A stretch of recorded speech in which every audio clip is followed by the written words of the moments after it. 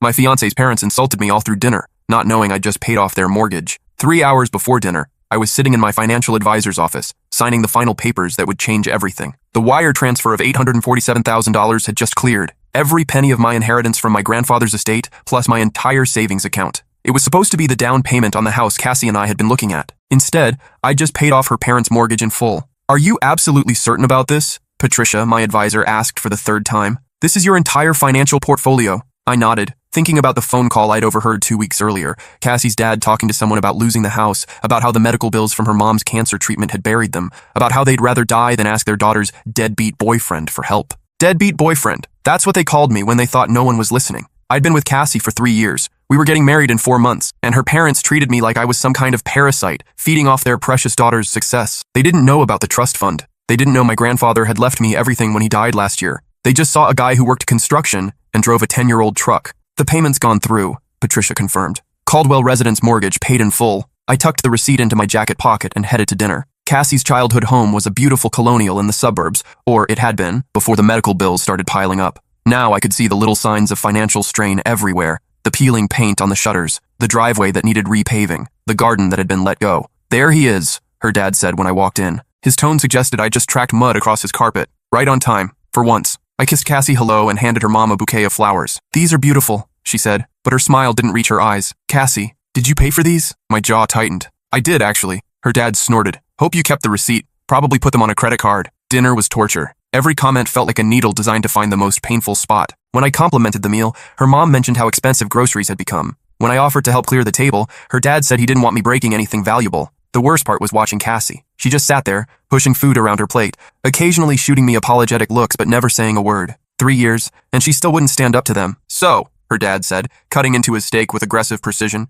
have you given any more thought to what we discussed about the wedding budget? I knew what he meant. They'd been pressuring Cassie to scale everything back, claiming they couldn't afford to help with costs. What they really meant was they didn't want to waste money on someone they thought would be gone within a year. We're keeping it simple, I said. Simple is right, he muttered. Can't squeeze blood from a stone. Her mom jumped in. We just want what's best for Cassie. Marriage is hard enough without financial stress. The implication hung in the air like poison gas. I was the financial stress. Speaking of finances, I said, pulling the receipt from my pocket, I have some good news to share. The silence that followed was deafening. Both parents stared at the bank document like it might bite them. Her dad reached for his reading glasses with trembling fingers, while her mom's fork clattered against her plate. Cassie looked between us, confusion written across her face. What kind of good news? Her dad asked suspiciously, his voice barely above a whisper. Mortgage payoff confirmation, I said calmly. Your house is officially paid off as of 3:47 p.m. today. The silence was deafening. Cassie's fork clattered against her plate. I don't understand, her mom whispered. Her dad's face went through several colors before settling on a deep red. This is some kind of joke. Check your bank account, I suggested.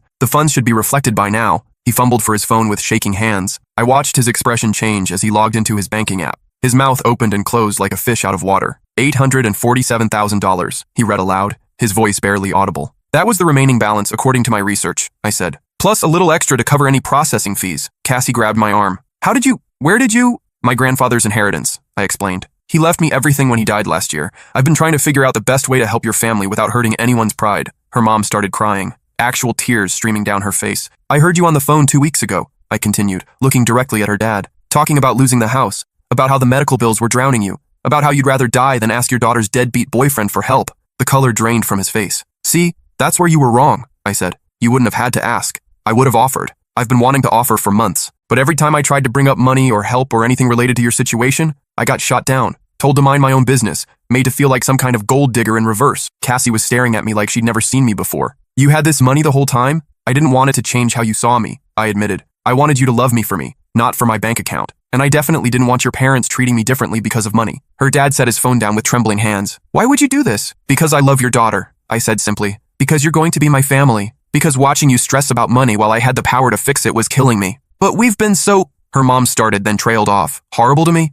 Yeah, you have been. I kept my voice level. You've questioned my worth, my motives, my ability to take care of Cassie. You've made jokes about my job, my truck, my clothes. You've treated me like I was some kind of charity case that your daughter took pity on. The room was so quiet I could hear the grandfather clock ticking in the hallway. And through all of that, I continued, I kept thinking about how much you were hurting. How scared you must have been about losing this house. How helpless you felt watching those medical bills pile up. I couldn't stand it. Her dad pushed back from the table and walked to the window. His shoulders were shaking. I need you both to understand something, I said. This isn't about buying your approval. This isn't about proving I'm good enough for Cassie. This is about family taking care of family, even when that family hasn't been particularly kind. Cassie's mom wiped her eyes with her napkin. We've been terrible to you. You've been scared, I corrected. I get it. Your daughter started dating some guy you didn't know, and then your world fell apart financially. It probably felt like everything was spinning out of control. Her dad turned back from the window. How long have you known about the money problems? Officially, 2 weeks. But I've suspected for months. Little things. You stopped talking about vacation plans. You started buying generic groceries. You canceled your subscription to that magazine you always read. Your mom started doing her own hair instead of going to the salon.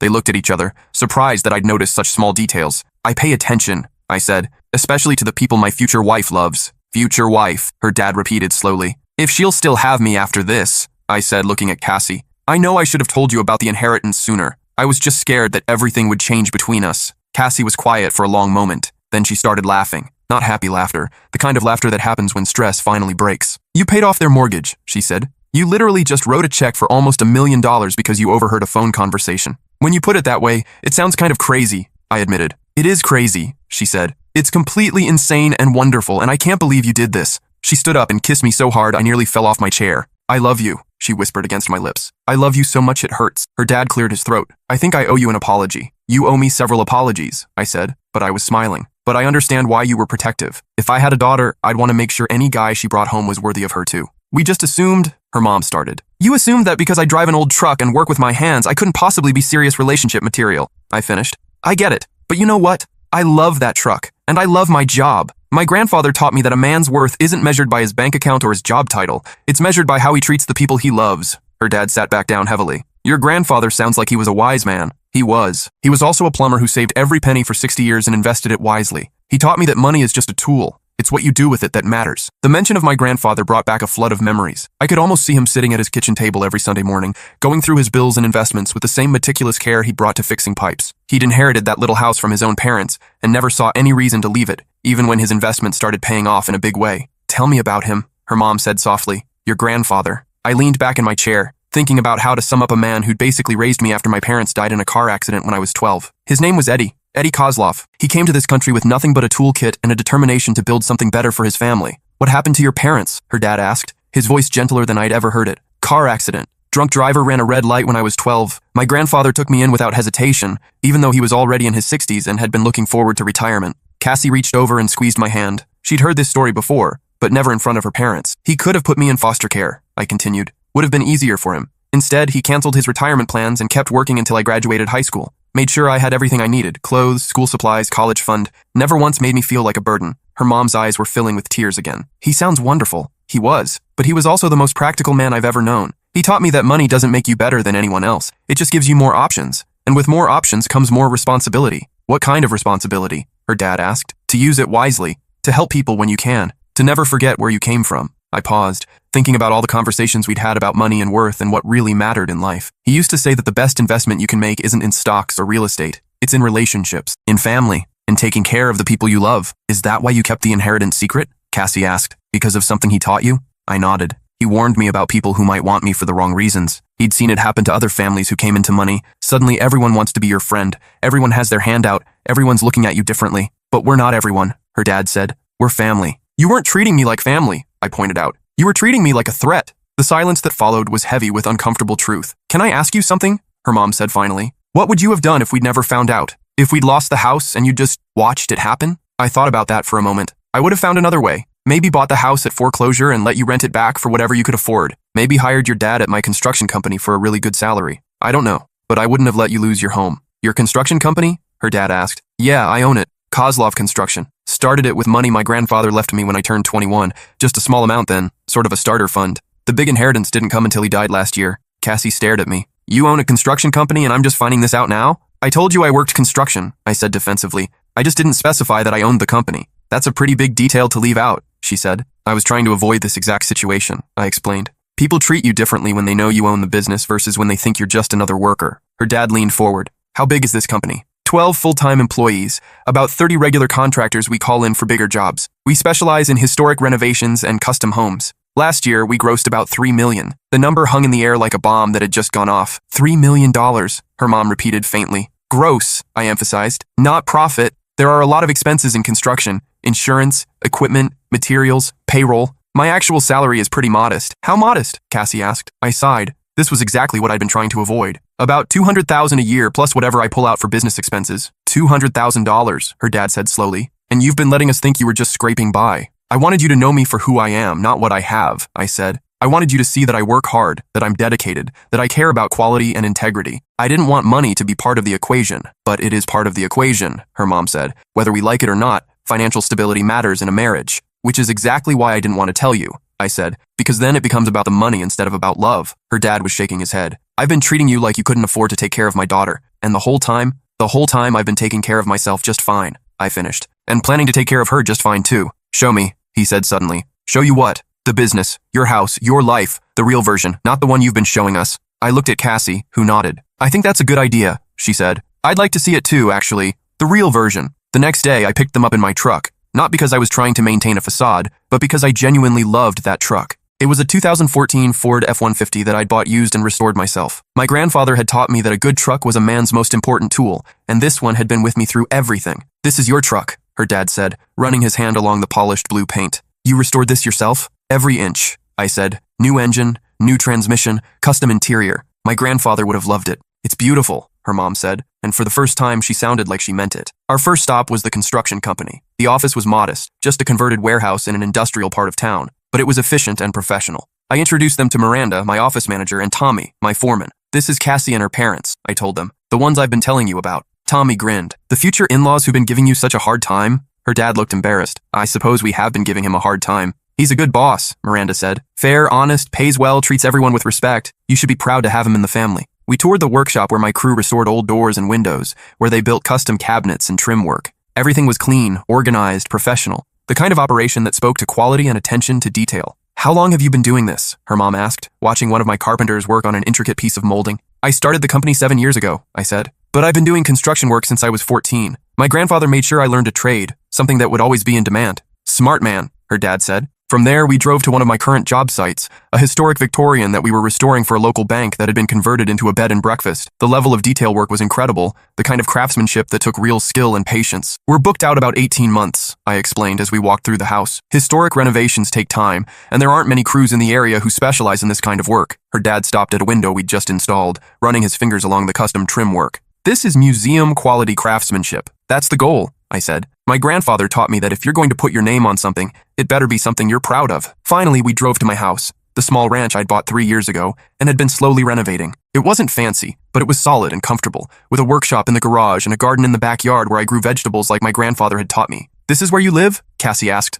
Looking around the kitchen, I'd redesigned myself. This is home, I said. I know it's not much compared to what you grew up with, but it's perfect, she interrupted. It's completely perfect. Her parents explored the house quietly, taking in the hardwood floors I'd refinished, the built-in bookshelves I'd constructed, the bathroom I'd completely gutted and rebuilt. Everything was done with the same attention to detail I brought to my professional work. You did all this yourself? Her mom asked, admiring the tile work in the bathroom. Nights and weekends, mostly. It's been a 3-year project. Her dad was standing in the workshop, looking at the tools organized neatly on pegboards, the workbench my grandfather had built and passed down to me. This is where you learned, he said. This is where I still learn, I corrected. Every project teaches you something new. When we got back to their house, we sat in the living room, the same room where they'd been so cold to me just 24 hours earlier. But everything felt different now. I owe you an apology, her dad said. A real one. You already apologized, I said. No, I apologized for being rude. This is bigger than that. He looked at his wife, who nodded encouragingly. I judged you based on my own fears and insecurities. I saw a young man who I thought couldn't provide for my daughter, and instead of getting to know you, I decided you weren't worth knowing. I understand why, I started. No, let me finish, he said. I was wrong. Not just about your financial situation, though. Obviously, I was completely wrong about that. I was wrong about your character. I've spent 3 years watching you treat my daughter with love and respect. I've seen you show up for family dinners even when we made you unwelcome. I've seen you bite your tongue when we said things that must have hurt. He paused, struggling with the words. What I saw today, your business, your home, the way your employees talk about you, that's a man who built something meaningful with his own hands. That's a man any father would be proud to call son. Her mom was crying again. We've wasted so much time, she said. 3 years of dinners where we could have been getting to know you. 3 years of treating you like a stranger instead of family. We can't get that time back, her dad said. But if you'll let us, we'd like to try to make up for it. I felt something loosen in my chest, a tension I'd been carrying for so long I'd forgotten it was there. I'd like that, I said. But even as we talked about moving forward, I knew there were still difficult conversations ahead. The biggest one was waiting for me at home, where Cassie and I were going to have to deal with the fact that I'd kept a year's worth of secrets from the woman I wanted to marry. That conversation happened that night, in the kitchen of my little ranch house, over a bottle of wine and a pizza we'd ordered, because neither of us had the energy to cook.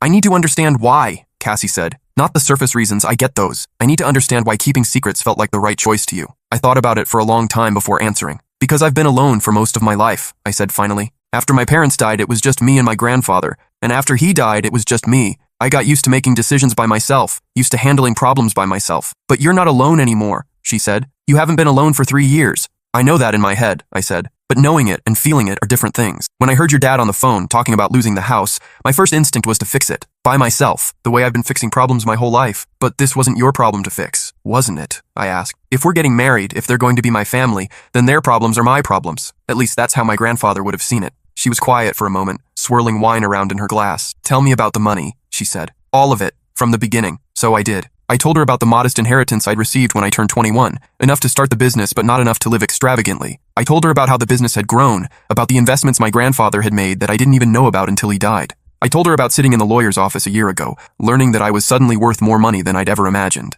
The house we looked at last month, she said. You said you put a down payment on it. I did, the day after we toured it and you said it was your dream house, without talking to me about it. I was going to surprise you, I said. I had this whole plan. I was going to tell you about the inheritance after we got engaged, and then surprise you with the house as a wedding gift. A wedding gift, she repeated. You were going to give me a house as a wedding gift. Our house, I corrected. I was going to give us a house. She laughed, but it wasn't a happy sound. Do you see how messed up that is? You were planning our entire future based on information I didn't have. What if I didn't want that house? What if I wanted to be part of choosing our first home together? I felt the weight of my mistakes settling on my shoulders. I thought I was being romantic. You were being controlling, she said. And I know you didn't mean it that way, but that's what it was. You made all these major life decisions. The house, the mortgage payoff, probably a dozen other things I don't even know about yet, without including me. What other things? She asked when I didn't respond. I sighed. I set up a college fund for when we have kids. I bought life insurance policies for both of us. I've been paying for your mom's cancer treatments. Her glass hit the table harder than she'd intended. You what? The insurance doesn't cover everything, I explained.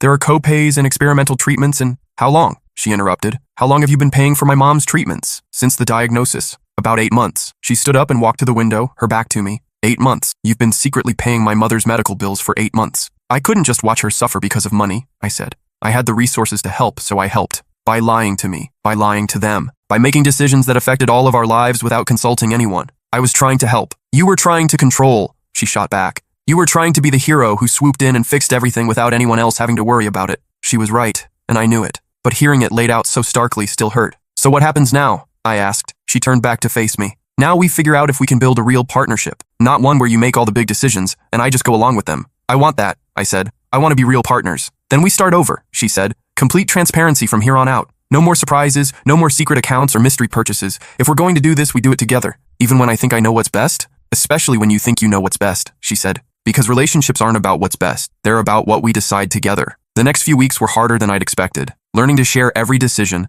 to include Cassie in every choice that affected our future, went against every instinct I'd developed over 29 years of making my own way in the world. But slowly, we found our rhythm. We went to couples counseling, where I learned that good intentions don't excuse poor communication. Where Cassie learned that forgiveness and rebuilding trust are two different processes that happen on different timelines. We visited her parents regularly, and I watched their attitude toward me change from suspicious to accepting to genuinely welcoming. Her dad started calling me for advice about home repairs. Her mom started inviting me to lunch, trying to build a relationship she'd spent 3 years avoiding. I keep thinking about something you said, her dad told me one afternoon as we worked together on replacing their kitchen faucet. About family taking care of family. What about it? I asked, holding the new faucet in place while he tightened the connections. I've been so focused on protecting Cassie from what I thought was a bad decision that I forgot she might be making a good one, he said. I was so worried about her marrying someone who couldn't take care of her that I never considered she might be marrying someone who could take care of all of us. That's not why I did it, I said. I didn't pay off your mortgage to prove anything. I know. That's what makes it so extraordinary. You didn't do it for recognition or gratitude. You did it because it needed to be done. And you could do it. He finished tightening the connection and turned the water back on. The faucet worked perfectly. My father would have liked you, he said suddenly. Yeah? He was a carpenter. Built houses all over this county back in the 50s and 60s. He always said you could tell a lot about a man by the quality of his work. He gestured around the kitchen, where we'd spent the afternoon making small repairs and improvements. Everything was neat, functional, built to last. He would have recognized a kindred spirit, he said. 3 months after the mortgage revelation, we set a new wedding date. Not because we'd rushed the first one, but because we wanted to start fresh, as the people we'd become, rather than the people we'd been pretending to be. The ceremony was small, held in the garden behind our new house, the Victorian with a wraparound porch that we'd chosen together this time, after long conversations about neighborhoods and budgets and future plans. Cassie's parents helped with everything. Her dad walked her down the aisle, and when the minister asked who was giving her away, he said, her mother and I, along with our heartfelt blessing and our promise to love and support this marriage. During his speech at the reception, he talked about second chances and the courage it takes to admit when you're wrong. I spent 3 years thinking I was protecting my daughter, he said. What I was really doing was protecting my own pride. It took a man with more wisdom and generosity than I deserved to show me the difference between being a protective father and being a stubborn fool. He raised his glass. To my son-in-law, who taught an old man that love isn't about the size of your bank account. It's about the size of your heart. But the best part of the evening was watching Cassie's mom dance with her. They'd grown closer over the past few months, bonding over wedding plans and shared relief that the financial pressure was finally gone. Thank you, she whispered to me during the mother-son dance. Not just for the mortgage, for giving me my daughter back. What do you mean? I asked. She'd been pulling away, she explained, because of how we treated you. She was choosing between us and you, and it was tearing her apart. Now she doesn't have to choose anymore. As we swayed to the music, I thought about my grandfather and wondered what he'd think of this whole situation. I think he would have been proud, not of the money I'd spent, but of the family I'd chosen and the way we'd all learned to choose each other. A year later, when Cassie and I found out we were expecting our first child, her parents were the first people we called. Her mom cried and immediately started making plans to convert their guest room into a nursery. Her dad started researching the best car seats and baby-proofing techniques. I can't wait to be a grandfather, he told me. I plan to be much better at that than I was at being a potential father-in-law. You turned out all right in the end, I said. Thanks to you, he replied. You never gave up on us, even when we'd given up on you. But the real test came 6 months later, when Cassie's mom had a recurrence of her cancer. This time, instead of making unilateral decisions about treatment costs and care options, I sat down with the whole family, and we made a plan together. We researched the best treatment centers, compared insurance options, and set up a schedule so she was never alone during chemotherapy. Cassie and I moved into the guest house behind their home for 2 months, so we could help with daily care and transportation. This is what family looks like, Cassie said one evening as we sat on their back porch, watching her dad tend to the garden he'd started as therapy during her treatment. Not one person swooping in to save everyone else, but everyone working together to take care of each other. Her mom's treatment was successful, and by the time our daughter was born, she was in remission and ready to be the doting grandmother she'd always dreamed of being. We named our daughter Edith officially, but Eddie for my grandfather, who taught me that the best inheritance you can leave someone isn't money, it's the knowledge that they're worth fighting for. Her parents spoil her shamelessly, making up for lost time and maybe for the 3 years they spent fighting the wrong battle. Her dad built her a playground in their backyard and teaches her to use child-sized tools. Her mom reads to her for hours and has already started a college fund, not because she needs one, but because she wants to contribute. I want her to know she's loved by all of us, she explained when she showed us the bank statements. I want her to grow up feeling secure and supported, the way I should have made you feel from the beginning. 2 years later, when Eddie was old enough to understand stories, I started telling her about her great-grandfather, about how he came to this country with nothing but determination and built a life through hard work and smart choices, about how he taught me that money is just a tool, and the best way to use any tool is to help the people you love. Will you teach me to use tools too? She asked, sitting on my lap in the workshop that had once been my grandfather's. I'll teach you everything, I promised, just like he taught me. Sometimes I wonder what would have happened if I'd never overheard that phone conversation, if I'd never known about the mortgage problems, if I'd let pride and fear keep me from acting. Would her parents have lost their house? Would the financial stress have destroyed our relationship? Would we have found our way to this place of trust and partnership without that dramatic moment of revelation? I don't know, but I know that paying off their mortgage wasn't really about the money. It was about choosing love over pride, generosity over resentment, and family over ego. It was about proving that sometimes the best way to win an argument is to stop fighting and start caring. Her parents still don't entirely understand why I kept the inheritance secret for so long, and honestly, I'm not sure I do either. But they understand that I did it out of love, however misguided. And I understand that their initial rejection of me came from the same place, a fierce love for their daughter and a determination to protect her from anyone who might hurt her. Now, when people ask us how we knew we were right for each other, Cassie always tells the story of the mortgage payoff. Not because it was romantic, though she insists it was in its own way, but because it forced all of us to be honest about what really mattered. He could have used that money to prove he was better than us, she says. Instead, he used it to prove he loved us, all of us, even when we didn't deserve it. I always correct her on that last part, especially because you deserved it, I say. You just didn't know it yet. These days, her dad and I are genuine friends. We work on projects together, watch football on Sundays, and argue about the best way to teach Eddie to throw a baseball. Her mom and Cassie plan family vacations and swap parenting advice and cook elaborate meals for holidays we all celebrate together. We bought the house next door last year, together this time, after long discussions about property values and rental income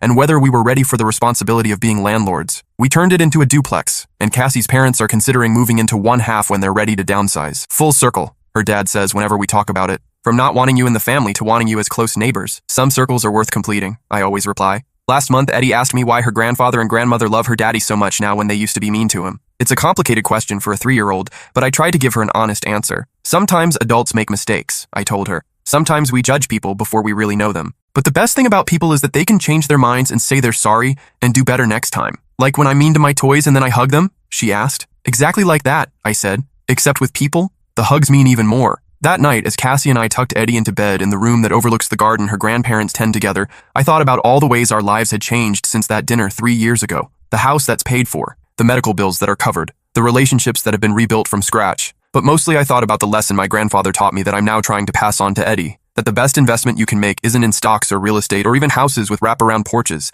It's in relationships, in family, in taking care of the people you love, even when they make it hard, especially when they make it hard. Because sometimes the most important inheritance you can leave someone isn't money. It's the knowledge that they're worth fighting for. That love is a verb, not a noun. That family means showing up for each other, even when pride gets in the way. And sometimes, just sometimes, paying off someone's mortgage is exactly the right way to show them who you really are.